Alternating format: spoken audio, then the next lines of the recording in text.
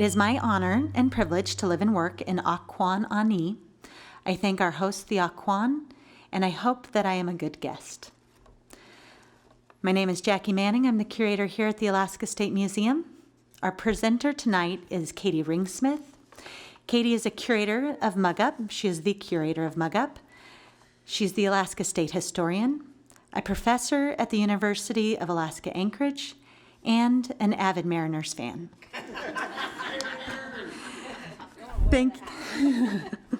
Thank you, Katie, for being here tonight to tell the story of the NN Cannery and the Influenza Pandemic of 1919, and thank you for all your efforts to celebrate the history and people involved in Alaska's canned salmon industry.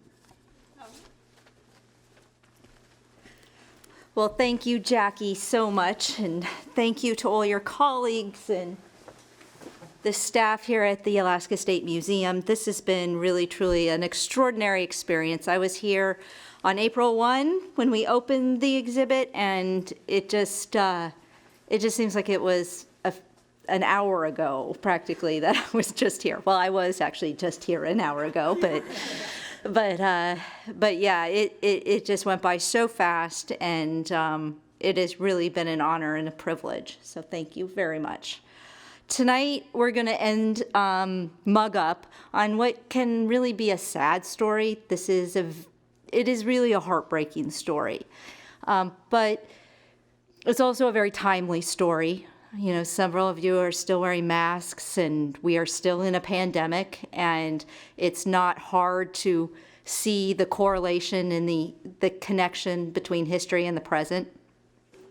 But it's also a really uplifting story, too, and really the power of history and how important history is to us to help us understand the things that are happening today and also give us a pathway forward.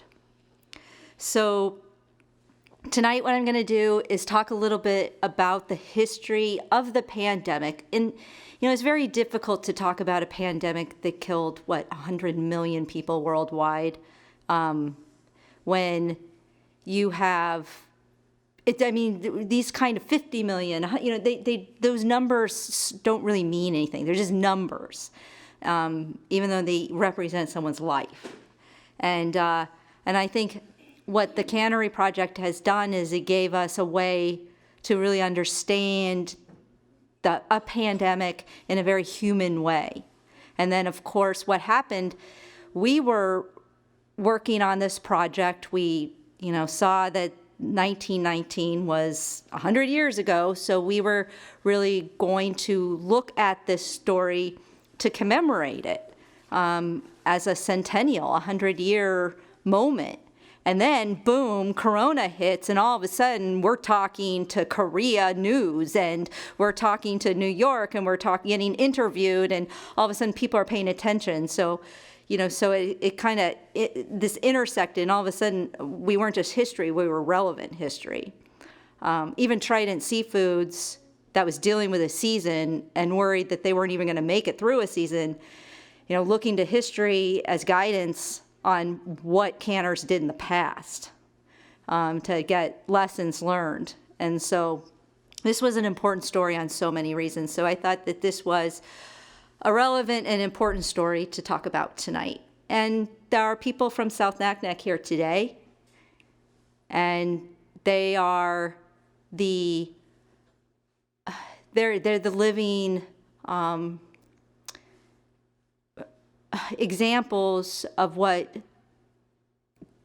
people who care, you know, did. So, and I think that's important to be able to recognize the decisions that were made in 1919 and really kind of crazy moment in time, and just recognize that even those decisions that were made 100 years ago still are important to the people living here today.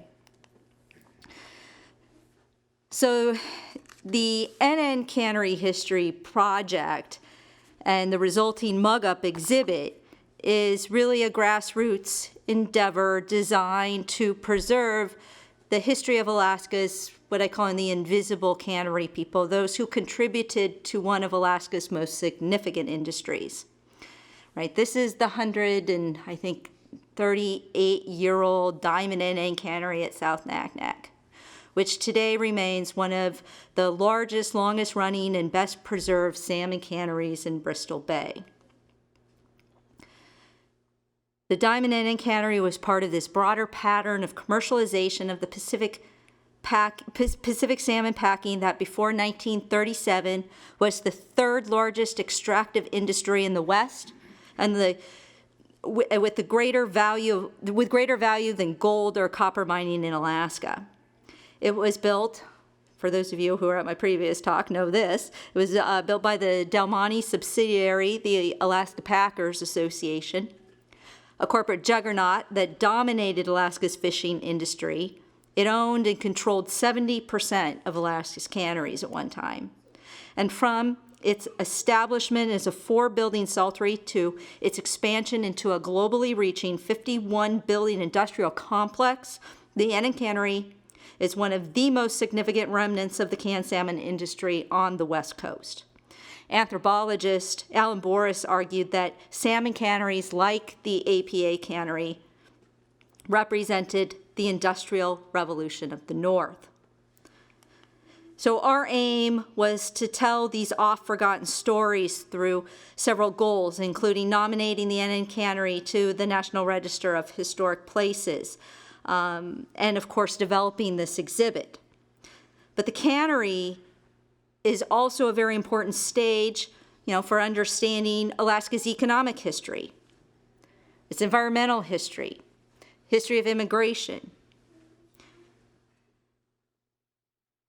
But its historical value goes so much further than putting a fish into a can. This is a place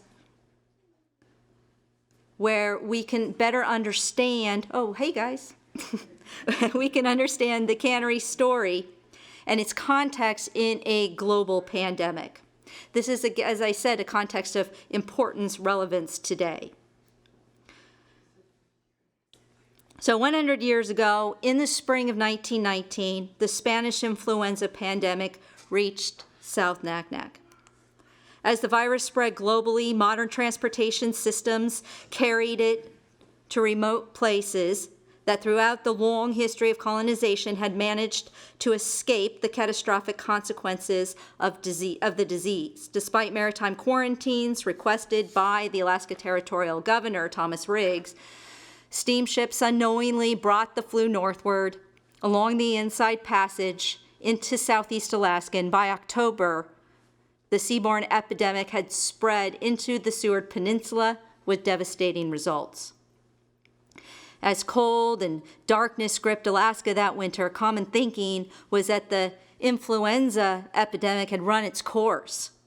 They let everybody go back to school. But it had not. On May 22nd, 1919, the APA steamer, the Kvichak, arrived, oops, I'm a little behind, had arrived in the Diamond NN Cannery, a far-flung fish factory located in the remote southwest Alaska on the south side of the Naknek River near the outlet of Bristol Bay. The ship was loaded with canning equipment, tin, lumber, and food. APA square riggers, sailing bark, the Sea of Zealand, had also arrived carrying aboard Italian and Scandinavian fishermen anxious to start hanging nets, readying gear for the new fishing season. The cannery crew, mostly in 1919 Mexican laborers hired in California by APA to replace the dwindling number of Chinese workers reduced by the Chinese Exclusion Act of 1882. They had endured an oceanic journey that had departed from San Francisco months ago. But for most, the arrival at APA's Diamond NN Cannery sparked optimism. Not only had the Great War ended, but the last 5 years, fish packers had caught and canned millions of dollars worth of salmon that fed troops fighting in the trenches of France. Overseeing the cannery operation was APA's superintendent. His name was J.F. Heinbuckle, whose accurate planning in the off-season ensured that by the end of the season, hundreds of canned salmon cases would be ready to ship to market, and his books balanced. The NN Cannery was the first commercial-related enterprise on the east side of Bristol Bay, built as a saltery in 1890 and converted into a cannery in 1894. However, the fishermen, superintendent, and cannery crew were not the only salmon processors on this river because, because the resource-rich region had attracted indigenous Alaskans to its shore since the salmon runs emerged with the formation of the Naknek River 4,500 years ago. So just as strong runs of salmon supported the cannery, the salmon provided a stable resource for native communities.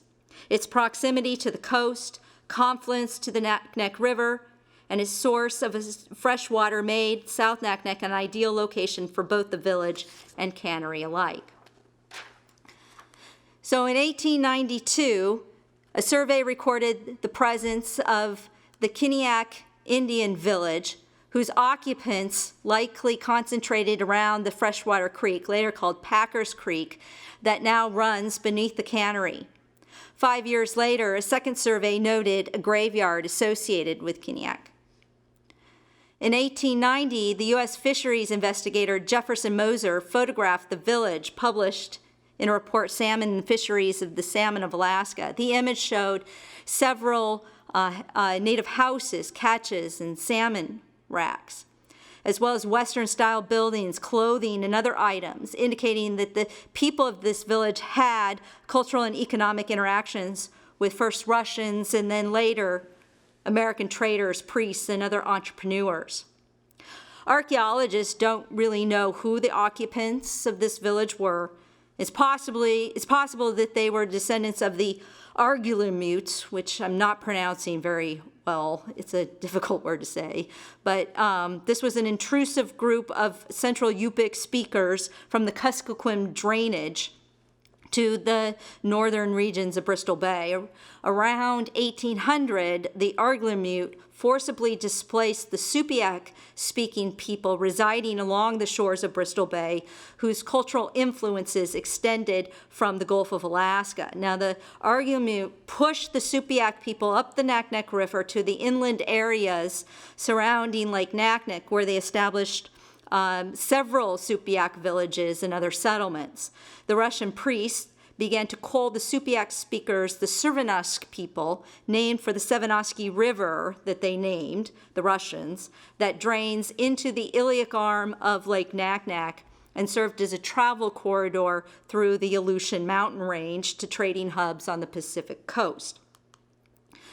So you can see here some of the old Russian maps. This is a map actually that Don Dumont and James Van Stone used based on Velezev's, the Russian explorers, his maps. And so you can see Pavik and what's possibly the village that was located near South Naknek, and up to the lake country, which of course is now Katmai National Park.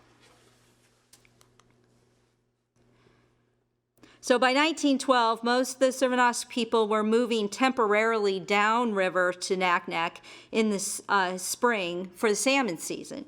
Eventually, they are going to be attracted to cannery work and schools and other opportunities that eventually would lead to permanent settlement downriver. But those, of course, weren't the only things. On June 6, 1912, the Novorupta volcano, located about 60 miles from the Servanov settlements in Katmai, erupted for several days. Several days in this volcano engulfed a lush river valley and pyroclastic flows that instantly formed the Valley of 10,000 Smokes. Hot ash and pumice pummeled Sevanovsky, smothering houses and freshwater sources. Strong earthquakes preceding the eruption forced residents to abandon Sevanovsky village, and they fled downriver. In the fall of 1912, Native leaders from Sevanovsky and Naknek met to discuss the fate of the evacuees. It's said that they were moderated by a Russian Orthodox priest from Nushagak, and the meeting resulted in an agreement that the Cervenosk would establish a new Sevenoski settlement on the south side of the Naknek River, about 5 miles upstream from the NN Cannery at South Naknek. So 7 years after this catastrophic eruption, tragedy would once again hit the Sevenoski people with an event far deadlier than the largest eruption of the 20th century, the Spanish flu pandemic, 1919.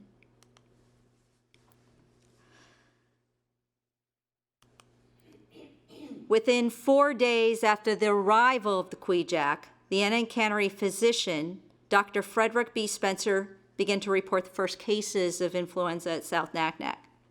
To provide a system of health care to its canneries in southwest Alaska, the Alaska Packers actually built hospitals at 6 remote locations. They had a hospital at Chiknik, Cook Inlet, Karluk, Kvichak, and Nushagak, and of course South Naknek. Trained doctors and nurses were brought up on vessels from San Francisco to provide health care for employees, and also they provided health care for Alaska Native residents at nearby villages. Now, remember, this wasn't really all tourism here. I mean, when you have a season that lasts 6 weeks, you absolutely have to ensure that you have good health care. You can't lose your crew. So doctors were really important, and likewise with the local communities, so they provided that. And, you know, when you go through the they have the records just right up here. The APA records and all the hospital records are right here housed in the state library. And you can go through the reports and you can see what all the medical responses were from machine accidents. That was a big one. Drownings, bear attacks. But no cannery doctor had ever experienced a medical event like what happened in 1919. And so this report is actually in your state historical library. And so these are just some excerpts from it to kind of give you a sense of what was happening in real time. On May 26, Dr. Spencer confirmed that the sick were suffering from influenza. 3 males, native, extremely ill, in a state of collapse, wrote the doctor, who after treating them at the Cannery Hospital, sent the men home to bed. But other cases rapidly followed. Within 2 days, every native person in the nearby village had the flu. Dr. Spencer diligently treated the native patients, but in his report, it's clear that Dr. Spencer was indeed a man of his time. Instead of a disease that killed without mercy or distinction, killing people millions worldwide, the doctor in his report blamed the vulnerability of the native victims on genetic weakness. According to the doctor, all native men, women, and children succumbed to the illness, but the children were more inclined to survive, which is true. But his reasoning was very wrong. He wrote that, quote, a few drops of white blood more or less gave the native children that inherent resistance so necessary in a death-dealing epidemic of this kind. Oh, I keep moving. Sorry, I'm not going very fast.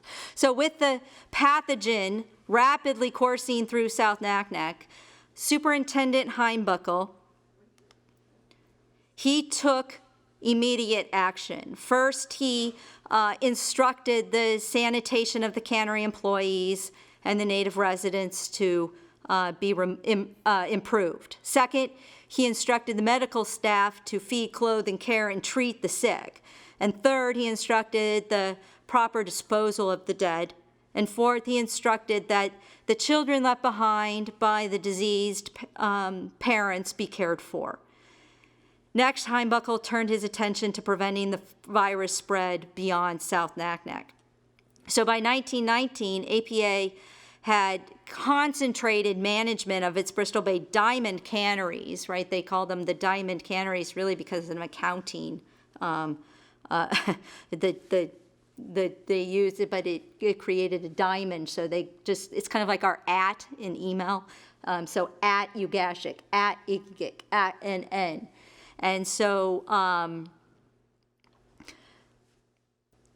the one superintendent essentially oversaw Diamond N, O, and M, Igigik, and Ugashik. The nucleus of APA's east side was the Diamond NN Cannery. It had the largest and most efficient wireless station in Bristol Bay, and it handled all the communications between the 5 canneries. Heimbuckle sent quarantine orders to his foreman at Diamond O, M, and E, forbidding anyone outside from entering the canneries or near the village. Cannery workers erected 2 large tents to deal with the mounting number of sick, and Heimbuckle selected a group of cannery men to help Dr. Spencer and his nurse distribute food, fuel, and medicine, while the chief steward at the mess hall cooked meals for the native residents, whether they were sick or not. And within just 2 days, 90 people had been treated at the Diamond NN Hospital. Although swift and wide-ranging efforts to contain the flu were desperately ineffective. The foreman at Diamond U at Ugashik reported an astonishing 52 cases. We're talking about pretty small population, so 52 is an extraordinary number. Reports from Diamond E at Igigik brought a modicum of good news, because mysteriously Igigik, even though it was between Ugashik and Naknek, escaped the epidemic. They didn't can that year, so it's very likely they just didn't come in, but it is still very, very strange. So as the superintendent writes, it's strange to relate that Igigik was the only village in Bristol Bay that was not troubled with the malady, and the natives there were apparently just as healthy as they ever were. But despite the optimistic news from Igigik, the contagion continued to plague South Naknek. And on May 30, a woman and a child died, and the prognosis for many other patients were dire. As the likelihood of more deaths became apparent, Superintendent Heimbuckle appointed a burial squad to build coffins and other relief work. And then, on June 1, Dr. Spencer's chief nurse, he was sent to Ugashik, and he could do little to help the 6 workers there, the wintermen, and the entire native population who were ravaged by the influenza. And on the evening of June 4th, Heimbuckle observes a sailboat drifting aimlessly downriver that landed not far from Diamond O. On retrieving the boat, the Cannery Beach Gang crew found 2 dead men in the boat and 3 small children suffering from influenza. They were just trying to get out. They're just trying to escape, and the adults died en route. They buried the dead, towed the boat to the cannery, and took the children to the NN hospital for care. And with the peak of the salmon season quickly approaching, the cannery orphanage had certainly replaced the commercial priorities. On June 5th, Dr. Spencer and Captain M. Mortensen, the APA Steelbark, the Steel, Star of Zealand, traveled upriver to Sevenoski. This is the new Sevenoski, the recently established settlement of the Servanosk fugitives from Novorupta. And when they got there, they realized that the flu had already swept the village, creating a very grim scene. And the next morning, Dr. Spencer, Captain Mortensen, 12 cannery men returned to New Sevenoski with supplies, food, and equipment to bury the dead. The 5-mile distance and rough trail precluded the cannery from sending coffins. So 12 bodies were wrapped separately in canvas and buried in New Sevenoski's Russian Orthodox graveyard in a mass grave. And often when you talk to people about this, that's something that sticks in their mind, and you remember that. 2 days later, Heimbuckle instructed that all remaining people at New Sevenoski be transported to the NN Cannery. So these are the Savanowski survivors coming to the cannery. The superintendent then sent an aerogram updating Dr. Linus French, who was the U.S. Commissioner in Dillingham, of the epidemic's recent victims. And although 8 known dead at Naknek, adult population practically wiped out. Ugashik, 21 dead. Epidemic has not reached Upper Ugashik or Igigik yet. Assistance advisable should they be affected. I'm giving all possible assistance at my command here in Ugashik. Nurses required to handle orphans. Will advise later what fines are required. 3 days later, a temporary orphanage was prepared and equipped at the NN Cannery. They likely used the abandoned jail next door to house the 19 orphans. Dr. Spencer, who did witness firsthand the devastation of the influenza, had reported that the cannery gave the children exceptional care. So, you know, this is another kind of lesson in history. The man was clearly, you know, eugenics was a big thing, and he was a total racist, no doubt about that, but he also saved these kids. So history's complex, humanity is complex. And on June 16th, Heimbuckle receives a wireless inquiry from the Navy's SS Marblehead, and a second one on June 19th from the Navy's SS Vicksburg. Both these ships requested information regarding influenza situation in the vicinity. Heimbuckle replied with specifics about Ugashik and Naknek and the horrific number of dead and dying, and the SS Marblehead arrived a few days later. 2 physicians, 2 nurses, 2 Navy officers were taken ashore, and after interviewing Dr. Spencer and inspecting the hospital and orphanage, Heimbuckle was dismayed that the health providers left without, quote, doing any relief work whatsoever. On July 9th, with the peak of the season now pretty much winding down, APA steamer, the Libby, Maine, arrived from Seattle. So the company sent 50 tons of medicines, fresh vegetables, and other provisions to its 3 Bristol Bay stations. Through its duration, Igigik remained free of the epidemic. By the end of July, the influenza outbreak had waned at both Naknek and the Ugashik rivers.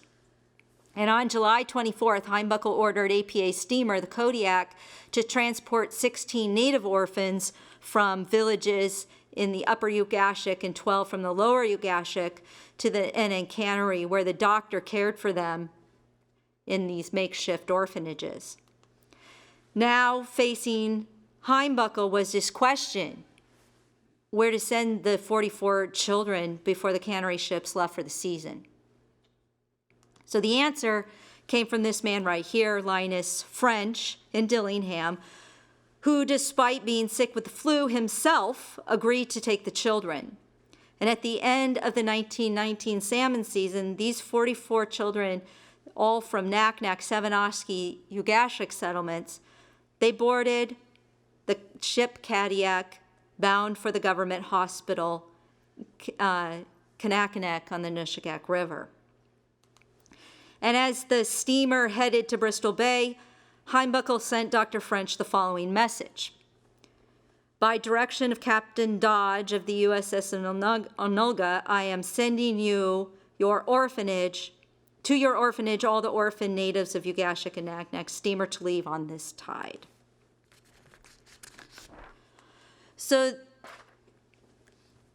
the Bristol Bay outbreak in 1919 was the final manifestation of the Spanish influenza in Alaska, while, according to environmental historian Alfred Crosby, quote, more people died in greater percentages than any other people in the American empire. Having escaped previous epidemics introduced through contact with the outside world, the Bristol Bay population had little or no resistance to the highly lethal and contagious virus. The flu buried most of Bristol Bay's adult population. claiming anywhere from 250 to 400 people. I mean, we're talking about only, a couple thousand people living in this area. So that's a death rate higher than even on the Seward Peninsula around Nome in the fall of 1918, the previous year. And of these cared for by Dr. Spencer, 40 people in the lower Ugashic village and 50 people living near the NN Cannery at South Naknek, they died. That's an incredible amount of people to lose. The Spanish influenza killed 13 people at New Sevenoski, claiming a fourth of the residents who had survived the Novarupta eruption in 1912. All total, 103 people died within a few weeks of the disease arrival in Bristol Bay on the east side.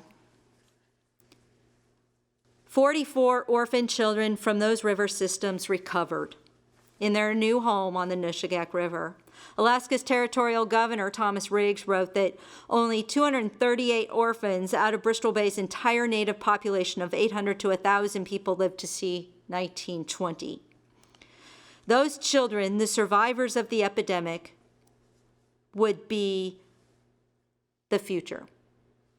Can I just see a hands of people who are from Bristol Bay? So you're the living example.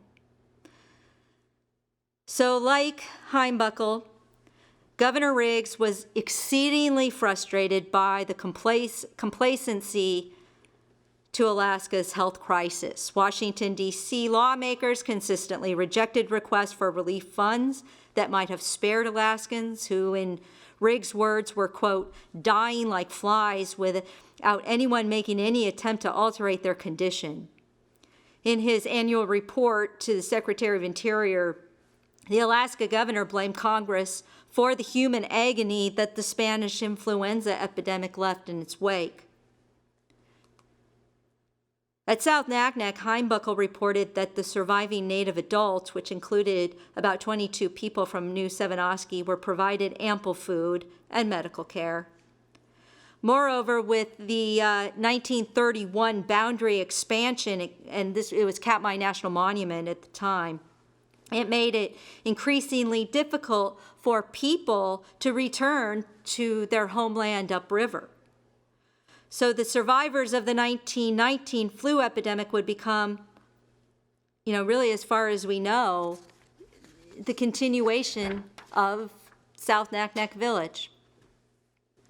The NN hospital, where the cannery's medical staff treated the sick and the orphans, it still remains standing. It's in pretty darn good condition. And although it was converted into a bunkhouse in 1982, it retains all the aspects of integrity, location, design, setting, material, workmanship, feeling, association. I mean, it could have been listed on the National Register for its own history. As one of the NN Cannery Maritime Historic District's 62 contributing resources, the NN Hospital currently is the only property in Bristol Bay associated with the 1918-1919 Spanish flu pandemic. Ooh, actually, that's old. That's outdated because we did just list a village up north that's also associated with the Spanish flu. So it's important because this was the first, and more properties are being considered and listed on our National Register for this important event. And once recovered, some of the residents were employed for general maintenance to protect APA's $1 million assets in the off-season. So after 1919, more and more Alaska Native people sought work at the NN Cannery.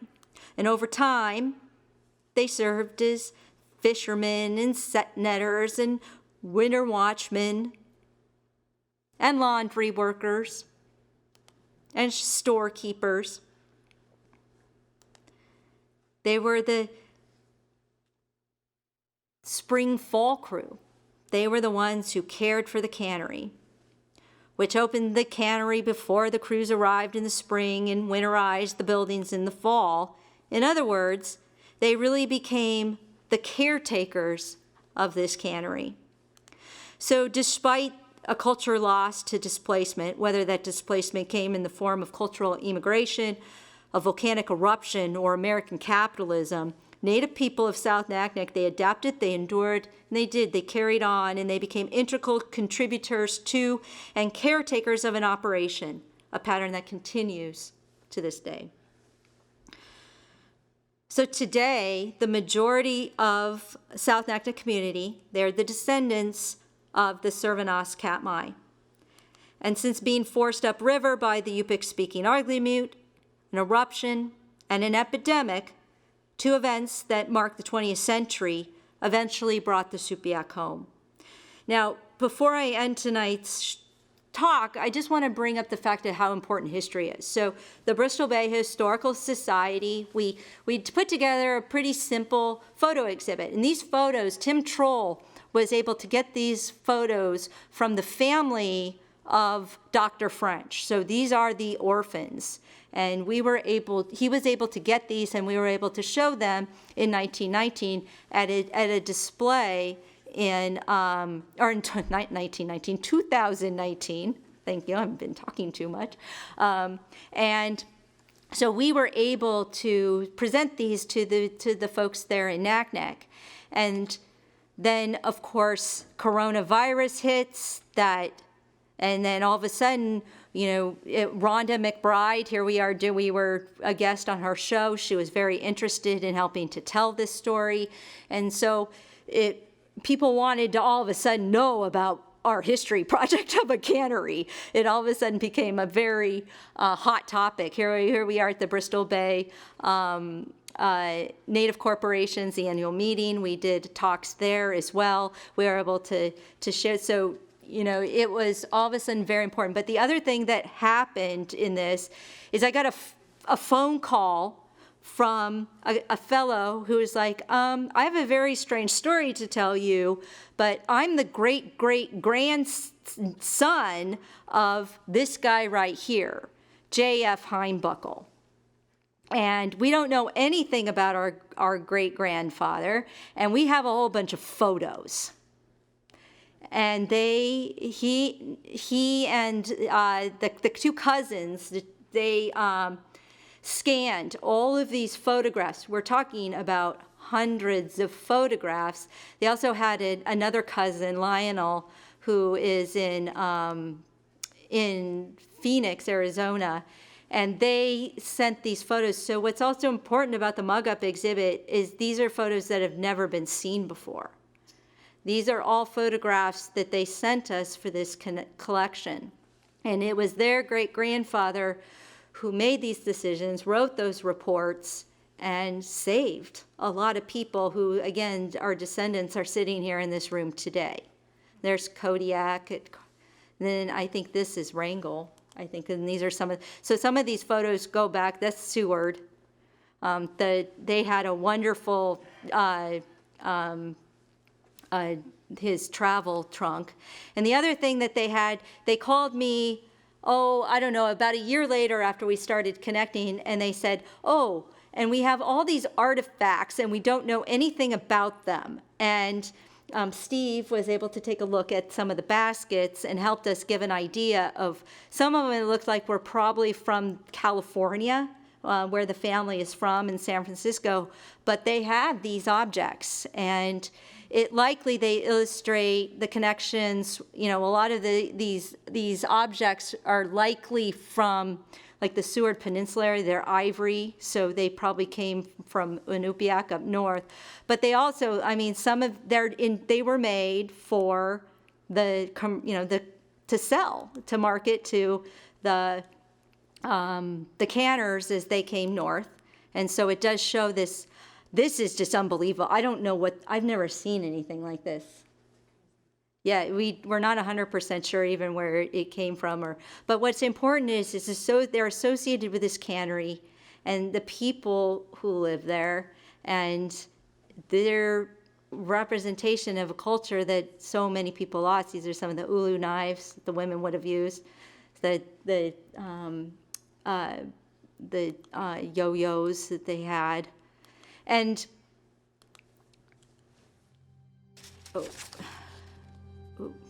so the other important thing that they did is I wanted to have my Ken Burns moment. It didn't quite work out, because what I did is I asked the two cousins if we would take this history and put it into a documentary form. And Scott and Carolyn here, we had shot some video, and so the idea was to try to give you guys that experience in the mug-up exhibit of what this story is in real time in the hospital section. And so the problem is, so I had one of the brothers, the Heimbuckle brother or cousins, play the part of Heimbuckle, and the other one played the part of the doctor, but they sound so much alike. And then I forgot to tell them how to pronounce words, so that was kind of like a little funky. But you know, it was just such a marvelous thing, and even though the film itself ended up being a little imperfect, it just represents this history and these connections. And the first showing of this was actually with the Heimbuckles and with the people from Bristol Bay, and it was hosted by the Bristol Bay Historical Society, and we were able to bring these two families together, and they're all the living descendants of this story. So I felt that was super uplifting, and the Heimbuckles wanted to be here tonight, but they had a wedding, so I told them that I would tell that story, and I'm going to show the film, and then you guys can all go celebrate the Mariners' victory. So here it is. Oh my gosh, I think I just went the wrong way. Sorry. Here we go. Nope.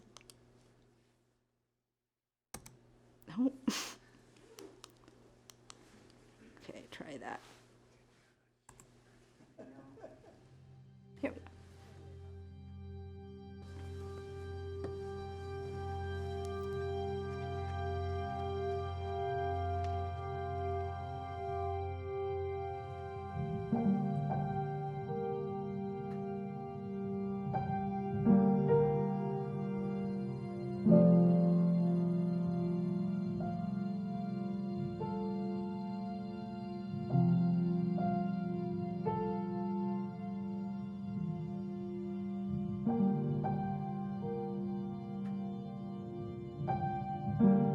Well, what do you think of your Uncle Sam now?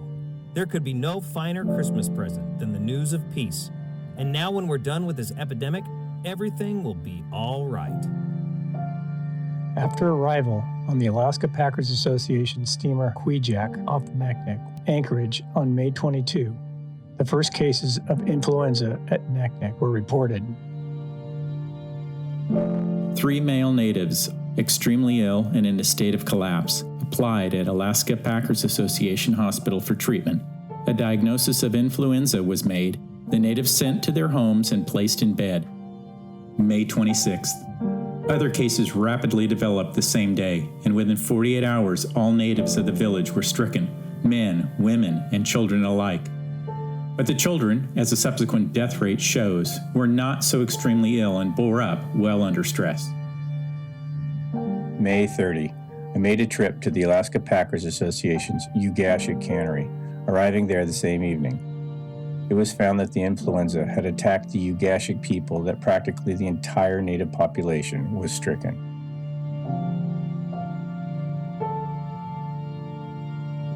Most of the cannery employees had been through the epidemic in the States, and many, no doubt, had had the disease with the resultant immunity. And although we had about 25 cases amongst the whites, fortunately no deaths resulted. The majority of the cases were Mexicans, and as many were sick only a day or two, and the company's hospital being crowded at the time, exact records are wanting in some instances. On return to Naknek, it was found that a woman and child had died that day, and that many other patients were very low. As it became apparent that there would be many more deaths, a burial squad was appointed and supplied with suitable clothing and gauze masks for protection to prevent contagion. It was necessary to supply the afflicted natives with cooked food and fuel. The men detailed for the work made rounds twice a day with large vessels of hot food. Coal, kindling wood, and other necessities were supplied liberally. The sick were given personal attention daily at Naknek throughout the epidemic. June 4. To Captain Dodge, USS Unalga. All natives at Ugashik Village sick with influenza. 12 deaths to date. Some wintermen also affected. Can you assist that station? We can handle situation here at Naknek at present. Einbachel.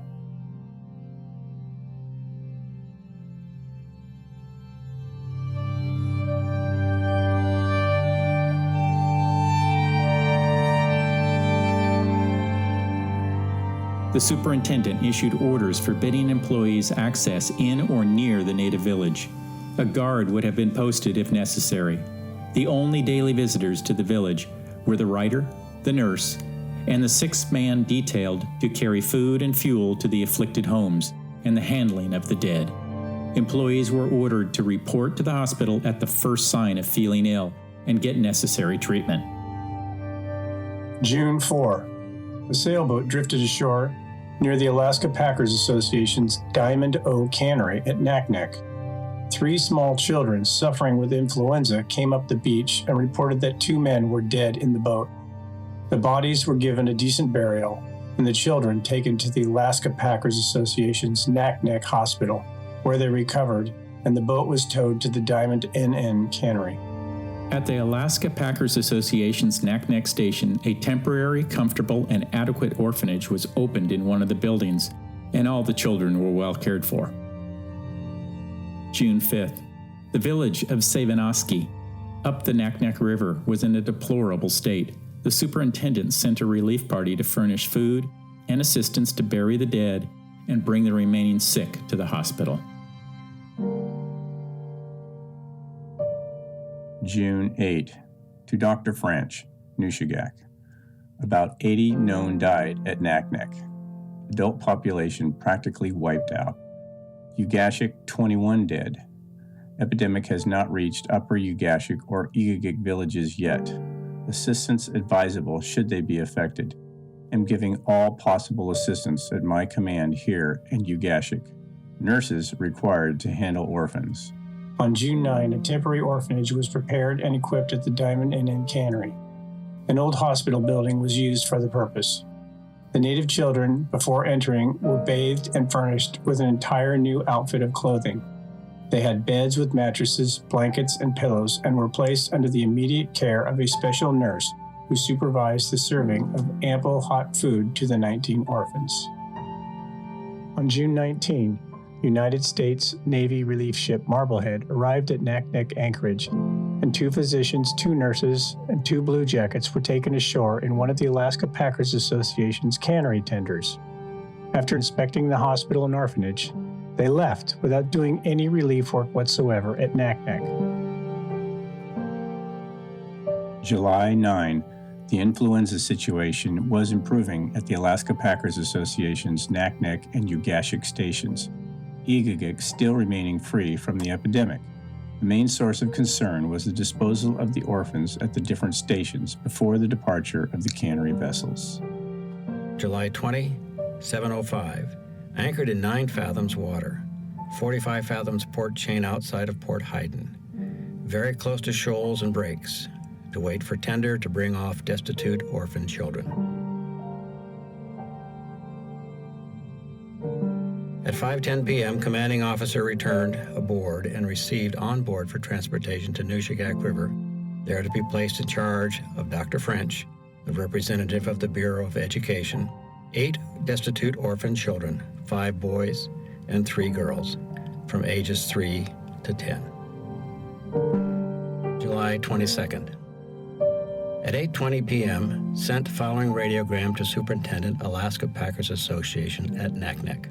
Can you transport the orphan children from Pilot Station, Ugashik, and Naknek to Nushagak and turn them over to Dr. H. French sometime before you leave Bristol Bay? It is desired to have all orphans turned over to Dr. French to be placed in the orphanage to be built near Dillingham. Please answer at once. Signed, Dodge. July 24. To Dr. French, Nushagak. By direction of Captain Dodge of the USS Unalga, I am sending to your orphanage all the orphan natives of Ugashik and Naknek, steamer to leave on this tide. Before closing, I wish to state that everything possible was done by the Alaska Packers Association to make the afflicted comfortable. The dead were properly cared for. At the hospital were still some influenza patients and relief parties from around the bay bringing in orphan children of all ages. Dr. French and his nurses, Miss Ray and Miss Conley, had been doing heroic work night and day, but they too succumbed to the disease. We continued our work until the epidemic was over. At that time, the number of orphans had increased from 50 to nearly 150. Perhaps there is no single community in which this worldwide epidemic was so merciless, and where the efforts of those combating it seemed to them more fruitless.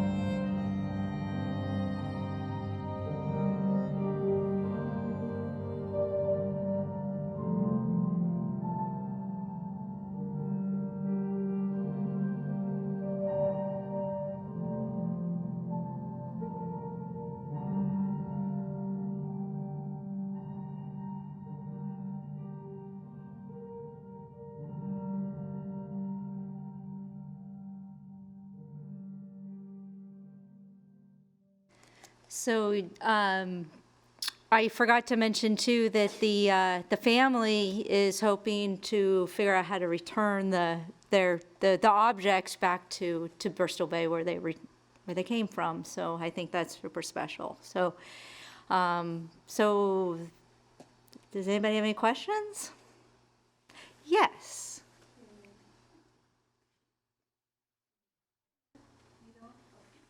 No? Did you like seeing the kids up there? Yeah. You know, I teach Alaska history, and sometimes we adults forget that we just kind of like to talk about history, and we forget that most of Alaska is actually made up of kids.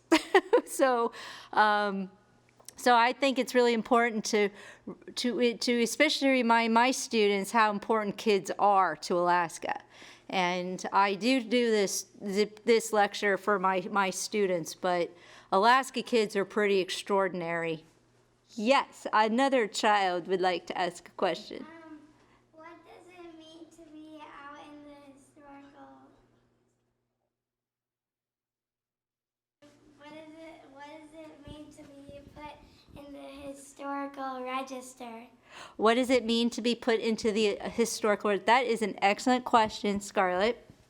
So the United States of America has kind of an inventory of all of its historic places, you know, things like buildings or districts or structures or objects, and they if a building is super important, or a district or a place, and deems worthy for protection, then it's listed on the National Register of Historic Places, or, for preservation purposes. And every single state has a state historic preservation office, and I am your deputy SHPO Alaskan. So that's my job, is to oversee the National Register program for the state of Alaska. And so anybody could nominate a property to the National Register, and it's actually not that difficult. It really just means that you try to look at the building, what history is it associated with, and does the building still have integrity, or the place still have integrity? In other words, does it still convey that history? And so so you can get it listed in the National Register of Historic Places, which we did with this cannery. And it just means that this place is important to our collective history as Americans. And so that's the most important thing. It means that we're not going to forget the places that hold the history, because sometimes, even though a lot of the history is, preserved in our archives, a lot of it isn't written down, and those places hold that history and matter to people. And it's important to be good researchers and good historians, because sometimes they can tease out history that may not always be obvious. So that's why it's important. So very good question. Yes, Adelaide?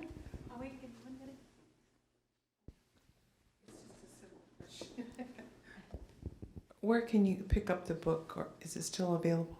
The book that Tim did? Yes. I think he's going to do a second. Oh, Larry seems to know the answer to this.